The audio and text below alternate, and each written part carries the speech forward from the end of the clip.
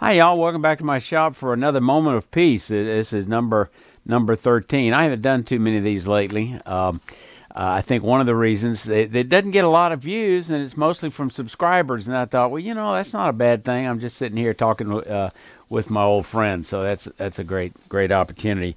I hope everybody had a wonderful Thanksgiving. I know I did. I have so much to be thankful for. I think most of all, maybe my two granddaughters. That's good, right there.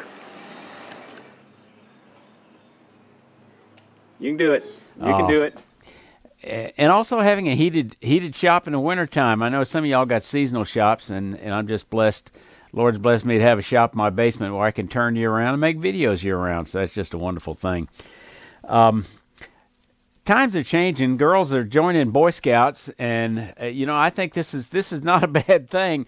My little junior shop fairy poet has joined the Cub Scouts, and she came over for a sleepover, and I had the opportunity to help her with a Pinewood Derby racer, and that was a lot of fun. And one of the things I did was I turned some little stick people. Let me show you what these are. You can make these and make them. If you have an opportunity to help out with Pinewood Derby, you can make these little stick figures as drivers. This one is Bob. He hasn't been colored yet, but he's the one-eyed minion. So that's kind of cute. If y'all don't have granddaughters, you might not be familiar with that movie. I can't remember the name of it, but it was funny. Let's talk a little bit. I got a shop tip on cleaning your glasses or your safety shield. You don't want to clean these things with a rag because you tend to scratch them up, and they do attract dust, and it can scratch the surface. But what can work pretty good is if you use, I've got them around here somewhere, a bounce. These are the anti-static jobbies that you stick in the dryer.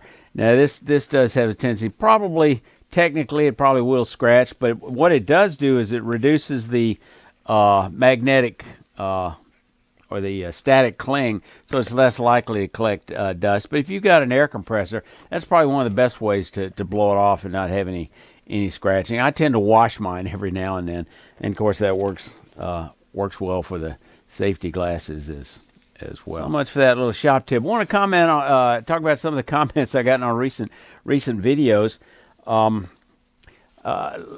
Just a reminder, Friday I have this video coming out on icicles, which is part 2 of that globe ornament, so stay tuned for that.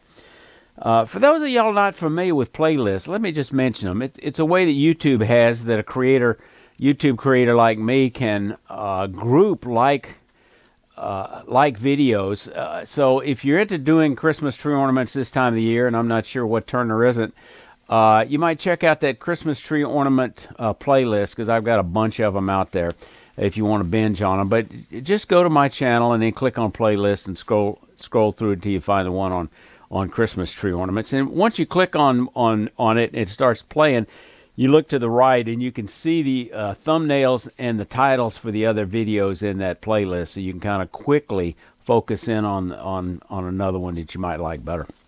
Glue blocks. Wow, I was surprised at how popular that video was. It seemed to strike a chord with a lot of folks. Dave Walser said that he frequently uses glue blocks, and he more frequently uses them on face plates. I didn't touch on that much. I was using scroll chuck, but yeah, faceplate is great, because if you don't have scroll chuck, you can do almost anything with a faceplate that you can do with chuck. Just takes longer.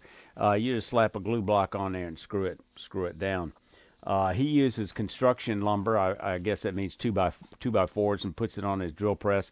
Uses a hole saw, and you can crank those things out pretty quick, and that works real well for him.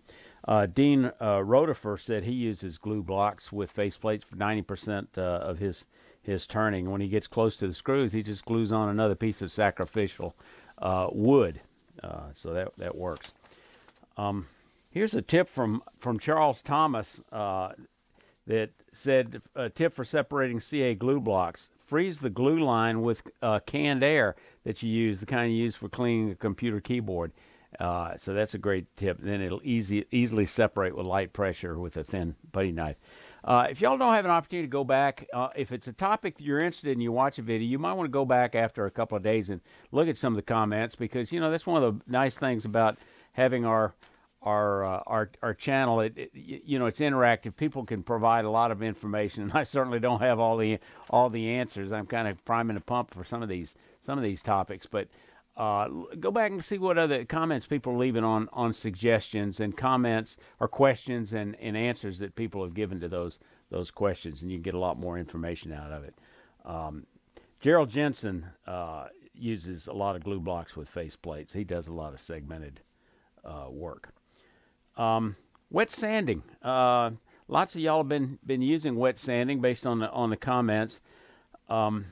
I've got an article coming out on wet sanding in the next issue of American Woodturner, the December issue. And I did the research for that at the same time I was preparing a video, so that was kind of a win-win opportunity. Louis Powell made a comment on suggest there was a sixth reason for wet sanding, and he said I hinted at it, but I didn't give the attention it deserves, and I think he's right. And that's by wet sanding with a wax or mineral oil or one of those other solutions, it tends to stiffen the fibers and makes it easier for the abrasive to actually cut the fibers. In that wet sanding video, I talked about one way you can clean those circular discs if it gets too much wax on it is by using an abrasive stick you use for typically on belt sanders, and I found a couple of you viewers, you're as frugal, I'll say use the word frugal, as I am. Old Codger 3 and Jay Simmons 4 both mentioned they use polyurethane wine corks to clean abrasive grits. This looks like a real cork, but it is synthetic. And they said it'll do a fine job. One of them actually even makes a holder so he doesn't get his fingers too close. So that's another tip. Frankly, I'd rather buy one of these and keep it forever. But hey, you know, if you got a bunch of these around the house, it's a great source of supply, especially if you're in a pinch and you're still waiting on yours to come in from Amazon. Richard Ford and a couple of others talked about wet sanding with acrylics. I don't do much acrylics, but they tended to use water with a drop or two of liquid detergent to make it real slick. So that's a good way to do wet sanding with acrylic. Okay, Jeff Olam made a comment. Can you enlighten me on how to order from Amazon to help you out? I order a lot from them. Yes, I can, Jeff. Your check will be in the mail. Just click on the link in the description for any video, and that'll take you to my wood turning shop in Amazon. And you're not limited to buying the items there. You can continue on through Amazon. I'll get a commission on anything you buy as long as you go in the front end, and that helps support my channel, and I certainly appreciate that. Talking about wet sanding and using the abrasive paste, several people had questions about.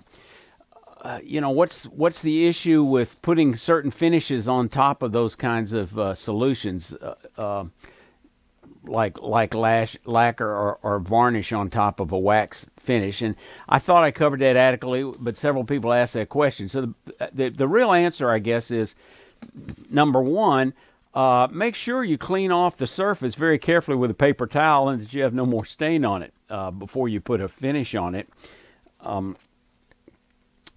And that should tend to work. David Walser commented that for those people that are concerned about the wax interfering, you know, simply take a solvent and wipe the surface off, and I think that would prevent any problems. Personally, I haven't had any problem, but I mostly use, as I mentioned in the videos, Minwax Antique Oil, which is an oil based finish with a solvent. And it has no problem whatsoever. But then again, I clean the surface of my pieces before I add the Minwax Antique Oil. Okay, that's about all I've got. As always, if you got any comments, please leave them in the comment section below. Always enjoyed reading your comments. Y'all stay safe. See you Friday.